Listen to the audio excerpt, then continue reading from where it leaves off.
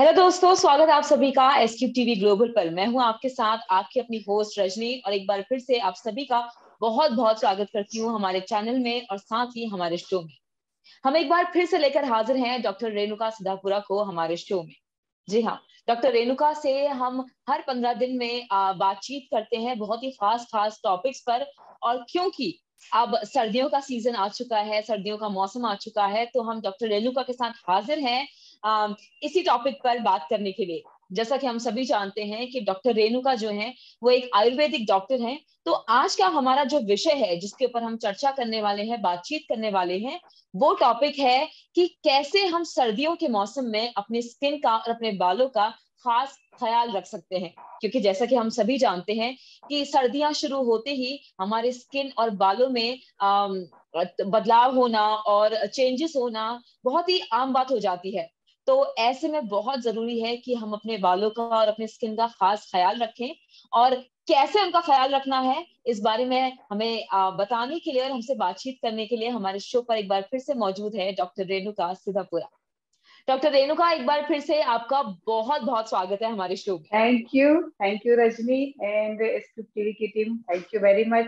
जो 15-15 दिन में आप ये प्रोग्राम हेल्प करते हो और लोगों तक आयुर्वेद का नॉलेज पहुंचाते हो और हेल्थ का कैसे ख्याल रख सकते हैं हम घर पे, उसकी इंफॉर्मेशन पहुंचाते हो। Thank you again, thank you very much. Thank you, बहुत बहुत शुक्रिया।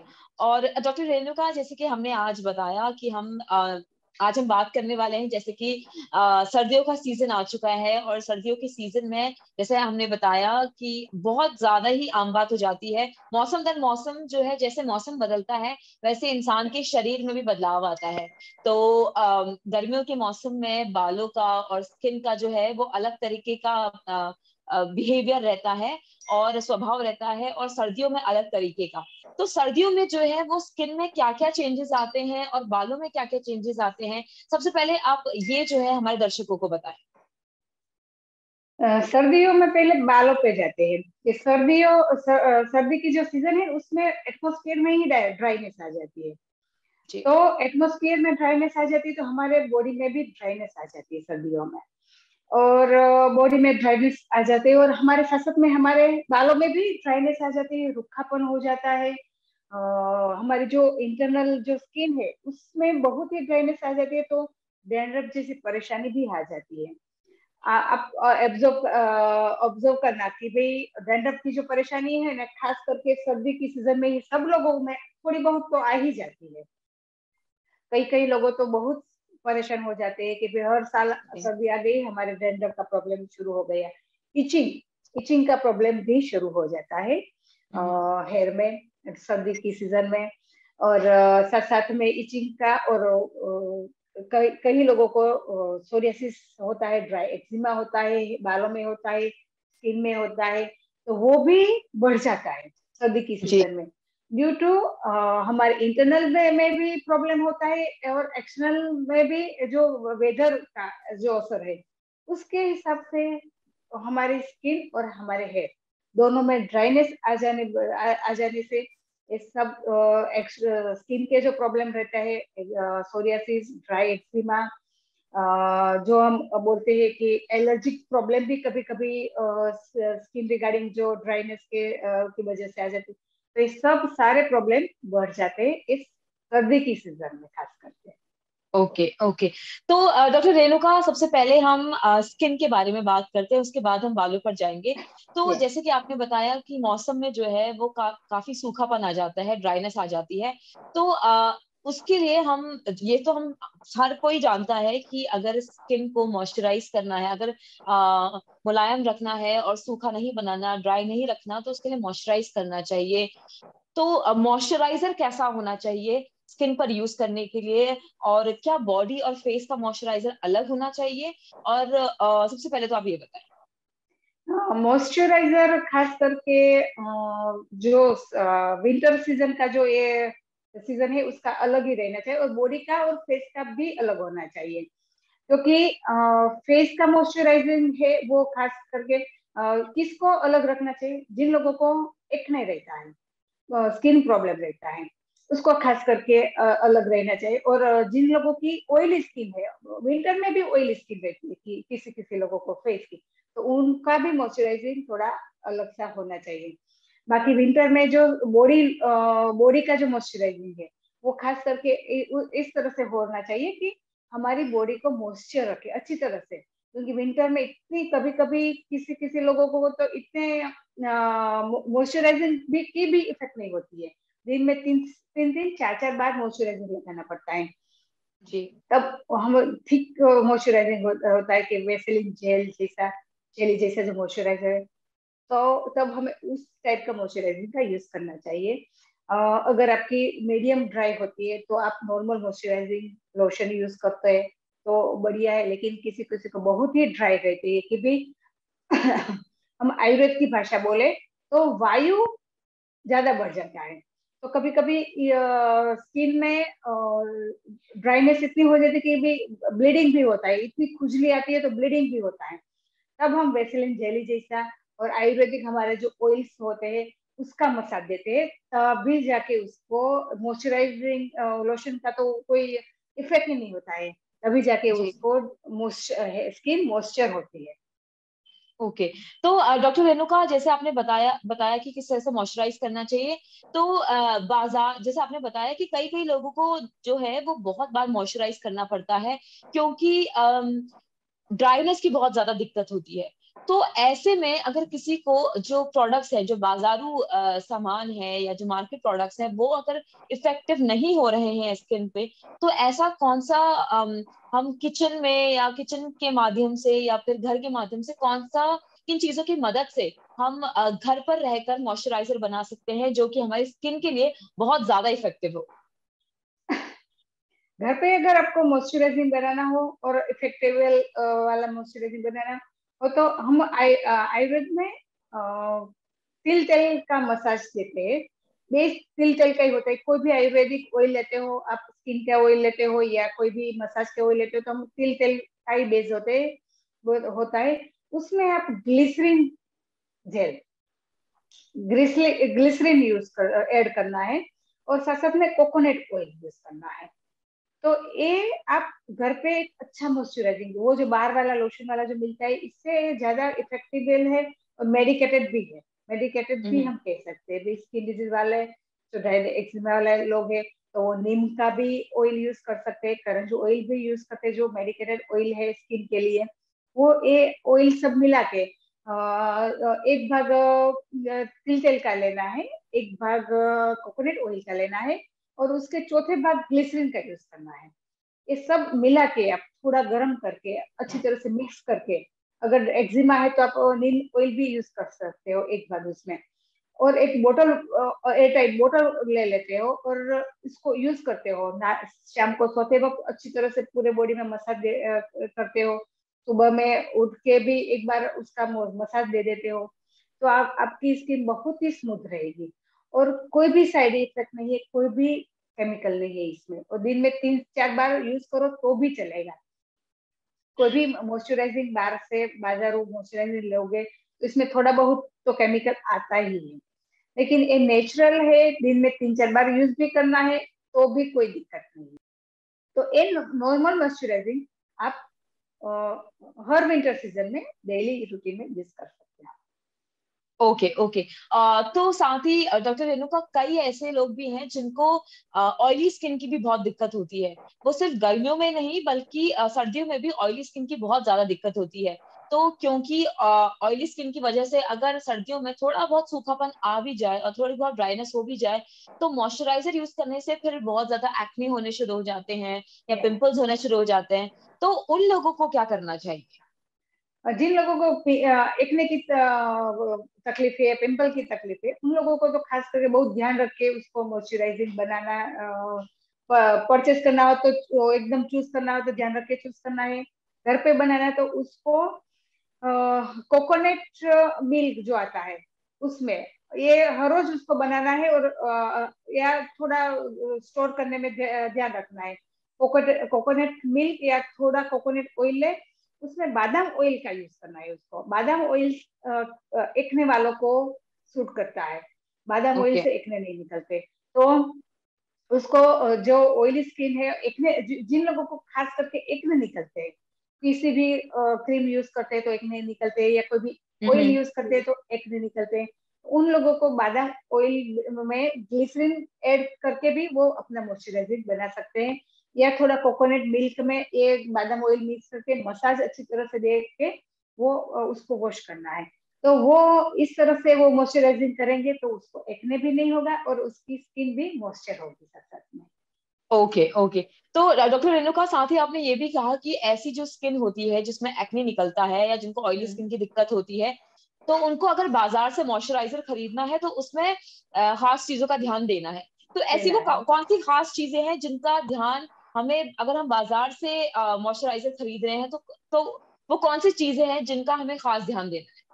उसमें ऑयल बेस्ड क्या कौन सा यूज हुआ है वो ध्यान रखना है, क्योंकि कोई भी मॉइस्चराइजिंग में थोड़ा तो ऑयल बेस्ड रहता ही है। शिया बटर वगैरह जो बटर भी यूज होता है इसमें मॉइस्चराइजिंग में। तो जो एक्ने वाले है उसमें को खास करके मेडिकेटेड कुछ यूज किया हो, ऐसा मॉइस्चराइजिंग यूज करके हल्दी का वाला में कोई मॉइस्चराइजिंग हो, ऐसा यूज करे तो भी चलेगा, क्योंकि वो मेडिकेटेड हो गया, थोड़ा हल्दी का भाग पार्ट्स आ गया तो वो एंटीसेप्टिक बन गया, तो वो भी एक ध्यान रख सकते हैं। और वो बेस कौन सा है, कौन सा ऑयल यूज किया है उसका भी ध्यान रख सकते हैं। और शिया बटर का कितना पार्ट है, क्योंकि वो वन टाइप ऑफ मॉइस्चराइजिंग हो तो एकदम आपकी स्किन को ऑयली कर देता है, तो उसका भी ध्यान ख्याल रखना है कि भाई उसका भी कितना पार्ट है। उस हिसाब से थोड़ा ध्यान रख के वो चूज कर सकते हैं अपने एक्ने वाले पेशेंट जो है वो अपने मॉइस्चराइजिंग के लिए। Okay okay. तो डॉक्टर रेणुका, एक और सवाल मेरा आपसे ये है कि जैसा कि हम आजकल जानते हैं कि बहुत ज्यादा ट्रेंड में है विटामिन सी यूज करना और हाइलुरोनिक एसिड यूज करना। तो ये जो दो चीजें हैं, ये आजकल अगर हम सोशल मीडिया खोलते हैं तो हर ब्यूटी ब्लॉगर, हर इन्फ्लुएंसर ये जो दो चीजें हैं, विटामिन सी और हाइलुरोनिक एसिड, ये यूज करने के लिए बहुत ज्यादा रिकमेंड करते हैं। तो पहले तो मैं आपसे जानना चाहूंगी कि क्या ये दो चीजें यूज करना सचमुच इतनी इफेक्टिव हैं, और या सचमुच इतनी इंपॉर्टेंट है, और अगर हाँ तो विंटर्स में यूज करने का इनका क्या महत्व है? उस विटामिन सी तो आप नेचुरल सोर्स में लेते हो, हाइलोरिक एसिड भी नेचुरल सोर्स में लेते हो तो कोई हार्मफुल नहीं है। आप एसिड बेचने जाओगे जो एक केमिकल है, वो थोड़े दिन तो कोई भी चीज केमिकल वाली है जो भी है वो थोड़े दिन तुरंत ही रिजल्ट देती है, लेकिन उसका जो इस्तेमाल ज्यादा समय तक लगातार आप करोगे तो उसकी साइड इफेक्ट तो होगी होगी ना होगी ही। अगर आप विटामिन सी तो नेचुरल सोर्स है, वो हमें एक्सटर्नल भी विटामिन सी अच्छा है और इंटरनल इंटेक करते हो तो भी अच्छा है विटामिन सी। तो आप दोनों जगह आप विटामिन सी से क्या क्या हमारी इम्यूनिटी पावर बढ़ता है, हमारा डाइजेस्टिव सिस्टम भी में भी हेल्पफुल रहता है विटामिन सी। जो हम खाना का जो एब्जॉर्प्शन है उसको भी बढ़ाने के लिए, डाइजेशन पावर को इम्प्रूव करने के लिए भी विटामिन सी जरूरत है। तो वो हम हमारे हेल्थ के लिए, हमारे स्किन के लिए, हमारे एक्ने के लिए भी अच्छा है। लेकिन जो हाइलुरिक एसिड है वो शायद लंबे समय तक हम उसका यूज करते हो तो वो हार्मफुल रहेगा, तो उससे हमें थोड़ा दूर रहो तो अच्छा है। बाकी उसके इंस्टेड ऑफ आप आंवले का सेवन करो, आंवले का एक्शनल यूज करो। काफी ऐसे ड्रग्स है कि भाई हम उसका कंटिन्यूस सेवन करते हैं तो हमारी स्किन का ग्लोइंग, रिजुविनेशन सब होता है। ओके तो अगर हम विटामिन सी की बात करें तो हम उसे कब यूज कर सकते हैं? क्योंकि जैसे एक प्रोसीजर होता है, फेस वॉश करना, मॉइस्चराइजर लगाना, उसके बाद फिर जो भी अगर आप फाउंडेशन यूज करते हैं, कंसीलर यूज करते हैं या सनस्क्रीन यूज करते हैं, तो हाइलुरोनिक विटामिन सी किस चीज के बाद हमें डायरेक्टली हम अप्लाई कर सकते हैं स्किन पर? विटामिन सी हम एक्शनल यूज करने जाते हो तो विटामिन सी का अच्छा सोर्स, नेचुरल सोर्स तो आंवला ही है। तो आंवले का आप बना के लेके एक कॉटन से आप फेस पे अप्लाई करते हो दिन में एक बार, किसी चीज के साथ नहीं करना है, नेचुरल ही यूज करना है इसको। ओके आप दिन में एक बार तो आप मॉइस्चराइजिंग करते हो तो दिन में एक बार आप विटामिन सी के लिए, अगर आपको डार्क कब्जे है, अनइवन स्किन टोन है तो उसके लिए आप यूज करते हो, एक्ने है तो उसके लिए यूज करते हो, तो वो कर सकते हो दिन में एक बार। इसके साथ थोड़ी नेचुरल पीलिंग आप करना चाहते हो, कोई स्किन को एक्सफोलिएट करना चाहते हो तो उसमें थोड़ा शुगर भी ऐड कर सकते हो। स्क्रब बनाने चाहते हो तो भी थोड़ा शुगर को क्रश करके थोड़ा ऐड करो, तो एक टाइप का scrub, natural scrub, vitamin C वाला स्क्रब बन गया। तो इस तरह से दिन में एक बार आप ये नेचुरल चीज का बनाया हुआ स्क्रब या सिरप यूज कर सकते हो। Okay okay. तो डॉक्टर रेणुका, इसके साथ अब मेरा जो अगला सवाल है वो है आपसे बहुत ही इम्पोर्टेंट, और वो सवाल ये है कि सनस्क्रीन कितना ज्यादा इम्पोर्टेंट है सर्दियों में यूज करना, क्योंकि जैसा हम सभी जानते हैं कि लोग जो है बहुत ज्यादा इग्नोरेंट हो जाते हैं सर्दियों में सनस्क्रीन के रिगार्डिंग, लेकिन गर्मियों में हर किसी को पता है कि सनस्क्रीन लगाना बहुत ज्यादा जरूरी है। और अगर हम नेचुरल तरीके से बाजारू सनस्क्रीन ना लगाकर घर पर हम सनस्क्रीन बनाना चाहें तो वो कैसे तैयार कर सकते हैं? सनस्क्रीन विंटर सीजन में भी जरूरी है। जितना समर सीजन में सनस्क्रीन जरूरी है उतना ही विंटर सीजन में सनस्क्रीन जरूरी है, क्योंकि सनस्क्रीन तो हमें सन टैन से तो बचाता ही है, साथ साथ में उसमें जो मॉइस्चराइजिंग का यूज किया होता है ना सब इंग्रेडिएंट, वो हमारी स्किन को मॉइस्चर करता है। जो खास करके विंटर सीजन में हमारी स्किन जो सीजन में ड्राई हो जाती है उसको मॉइस्चर करता है सनस्क्रीन हमारी स्किन को। तो सनस्क्रीन हमें डेली, जैसे हम समर में सीजन में यूज करते हैं उस तरह से हमें विंटर सीजन में अवश्य ही यूज करना है सनस्क्रीन को। अगर आप सनस्क्रीन घर पे यूज नेचुरल तरीके से बनाना चाहते हो तो नेचुरल तरीके से हम पपीता है या बनाना से भी पील करके हम उसका सनस्क्रीन, नेचुरल सनस्क्रीन बना सकते हो। इसमें हम पपीता और बनाना सेम पार्ट में लेके हम उसको अच्छी तरह से पेस्ट बनाना है, एकदम अच्छी तरह। उसमें हनी डाल के आधा चम्मच हनी डाल के अच्छी तरह से पेस्ट बनाओ, स्किन पे अच्छी तरह से उसकी पेस्ट बना के आधा घंटा 15-20 मिनट तक उसको पेस्ट को रखो और उसके बाद उसको अच्छी तरह से वॉश कर डालो। हमारे स्किन में एक टाइप का लेयर बन जाएगा सन से प्रोटेक्ट करने का। तो अगर आप घर से बाहर जाने वाले हो, घर पे भी रहते हो, तो भी ये बना के आप अच्छी डेली यूज करो। इसमें आधा चम्मच कोकोनट ऑयल भी यूज करना है। जिन लोगों को एक्ने है वो बादाम का ऑयल यूज कर सकते हो। तो इस टाइप का सनस्क्रीन आप बना के हर रोज पेस्ट बना के हर रोज यूज करते हो तो आपकी स्किन में एक सन से प्रोटेक्ट भी होगा, मॉइस्चराइजिंग भी होगा, आपकी स्किन में दाग धब्बे है उससे भी आपको आराम मिलता है इस सनस्क्रीन से।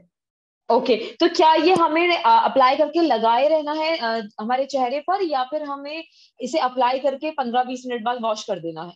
अप्लाई करके 15-20 मिनट के बाद करना है इसको। ओके ओके ओके ठीक है। तो डॉक्टर रेणुका, इसके बाद अब हम बात करते हैं बालों के बारे में। तो हम जैसा कि जानते हैं कि बालों पर भी बहुत इफेक्ट पड़ता है सर्दियों का, जैसे आपने शुरुआत में बताया कि डैंड्रफ की बहुत ज्यादा शिकायत हो जाती है और थोड़ी रफनेस भी हो जाती है। और जो लोग कोकोनट ऑयल यूज करते हैं, क्योंकि सर्दी का टाइम होता है तो कोकोनट ऑयल भी जम जाता है। तो क्या करना चाहिए सर्दियों के मौसम में बालों को खूबसूरत रखने के लिए और हेल्दी रखने के लिए? सर्दी सीजन में बालों को पहले तो उसकी बालों को अच्छी ध्यान रखने में लिए पहले तो डैंड्रफ होता है सर्दी में, खास करके खुजली होती है। तो जब ड्राइनेस हेयर में बढ़ता है तब ये सब चीज होते हैं। तो बालों को ध्यान में बालों को अच्छे तरह से रखना है तो उसको मैं इंटरनल और एक्सटर्नल दोनों करना है सर्दी में बालों को अच्छा रखने के लिए। एक्सटर्नल में हमें अच्छा ऑयल का मसाज देना है, घर पे बनाया हुआ ऑयल हो, थिक ऑयल हो, थोड़ा कोकोनट भी डाला हुआ हो, कैस्टर ऑयल भी हो इसमें, और तिल ऑयल भी हो। तो ये सब ऑयल का बेस हो और आयुर्वेदिक औषध हर्ब्स जो होते हैं सब, नीम के पत्ते, कड़ी पत्ते, नीम के पत्ते, ओनियन हो, जासूद के पत्ते हो, ये सब डाल के उबाला हुआ जो ऑयल बनाते वो ऑयल आप अच्छी तरह से बना के वो इस्तेमाल करते हो तो वो आपके हेयर को नरिश करता है। और खास करके हेयर बहुत ड्राई और बेजन हो जाते हैं तो वो नरिशमेंट और हेयर फॉल भी होता है खास करके, क्योंकि डेंड्रफ इस सीजन में खास बढ़ता है, खुजली आती है, वो डेंड्रफ हेयर फॉल शुरू कर देता है। तो डेंड्रफ हेयर फॉल भी ना हो तो ये ऑयल ऐसा है कि उससे हमारा हेयर फॉल भी स्टॉप हो जाता है, साथ साथ में हमारा हेयर नरिश भी हो जाता है। और एक डेंड्रफ के लिए दारू हरिद्रा पाउडर जो आयुर्वेदिक हर्ब्स है वो भी इस ऑयल में डालना है या उसका पैक बनाना है। तो अगर आपको ज्यादा डेंड्रफ है, ज्यादा हेयर फॉल है, तो आप एक अच्छा पैक भी बना सकते हो इस सब चीज से। इसमें आप खास करके भृंगराज पाउडर, दारू हरिद्रा पाउडर, कोकोनट ऑयल पाउडर, आंवला पाउडर और मुल्तानी मिट्टी, ये सब मिला के एक पैक बनाना है और हेयर के स्काल्प में सिर्फ लगाना है, पूरे हेयर में नहीं लगाना है, क्योंकि ये ड्राई पाउडर है, हेयर में लगाओगे तो वो हेयर को ज्यादा ड्राई करेगा।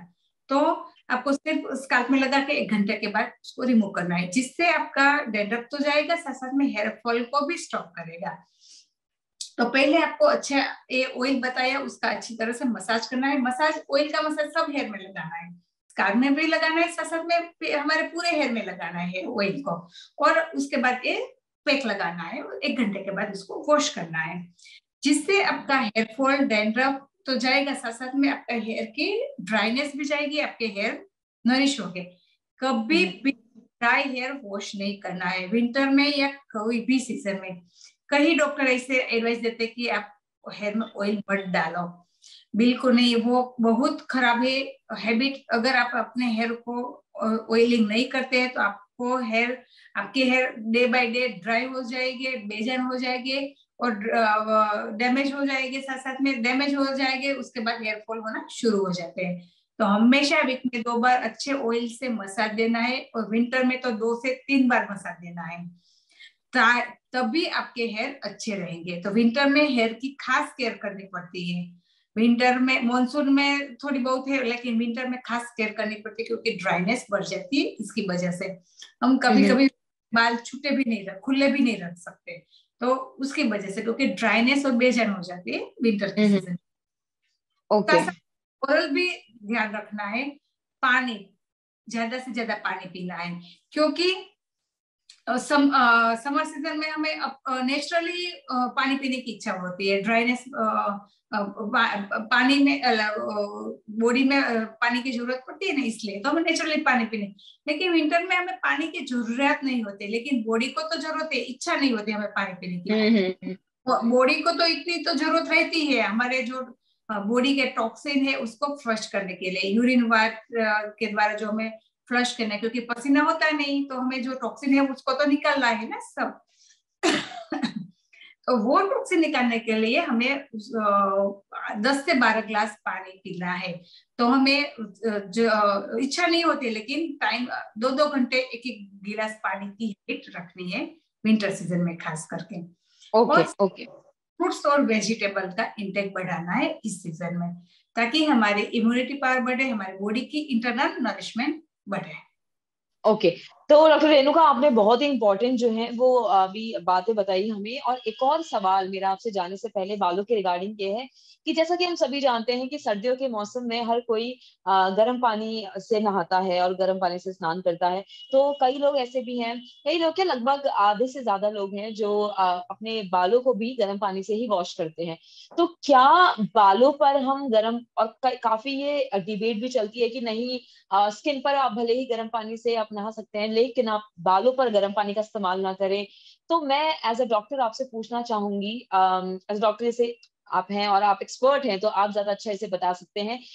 तो मैं आपसे पूछना चाहूंगी, आप डॉक्टर हैं, आप एक्सपर्ट हैं, कि क्या ये बात सही है कि हमें गर्म पानी का इस्तेमाल नहीं करना चाहिए बालों पर, या फिर हम बालों पर गर्म पानी का इस्तेमाल कर सकते हैं? बालों में ज्यादा गर्म पानी भी नहीं जाना चाहिए और ज्यादा ठंडा पानी भी नहीं जाना चाहिए विंटर सीजन में पर्टिकुलरली। समर सीजन में आप नॉर्मल वाटर से वॉश कर सकते हो, डाल सकते हो हेयर में, लेकिन विंटर सीजन में हमें गुनगुना पानी लेना है। ज्यादा गर्म पानी लो तो आपके हेयर और ड्राई होंगे और हेयर की गर्मी बढ़ जाएगी और हेयर फॉल ज्यादा होगी। तो विंटर सीजन में हमें गुनगुना पानी लेना है, ज्यादा गर्म भी नहीं हो और ज्यादा ठंडा भी नहीं हो, क्योंकि ठंडा पानी यूज करेंगे तो सर्दी लग जाएगी, जिससे कफ कोल्ड हो जाता है। तो इसलिए हमें नॉर्मल ल्यूकवार्म वाटर, ये हमें थोड़ा गर्म लगना चाहिए कि भैया यस ये सही है, गर्म तो ज्यादा गर्म भी नहीं ज्यादा ठंडा नहीं, ल्यूकवार्म वाटर से हमें वॉश करना चाहिए। ओके ओके, बहुत बहुत शुक्रिया डॉक्टर रेणुका हमारे शो पर आने के लिए, हमसे बात करने के लिए। बहुत अच्छा लगा आपसे बात करके, आपने इतनी महत्वपूर्ण जानकारियां दी। और मैं गारंटी के साथ कह सकती हूँ कि हमारे सभी दर्शकों को ये शो बहुत पसंद आया होगा, और पूरी सर्दियों में वो आपके दिए हुए नुस्खे जरूर अपनाएंगे और अपनी स्किन और अपने बालों को हेल्दी बनाएंगे। बहुत बहुत शुक्रिया। Thank you. दोस्तों अभी के लिए इतना ही। आप देखते रहिए और सब्सक्राइब कीजिए एसक्यूब टीवी ग्लोबल।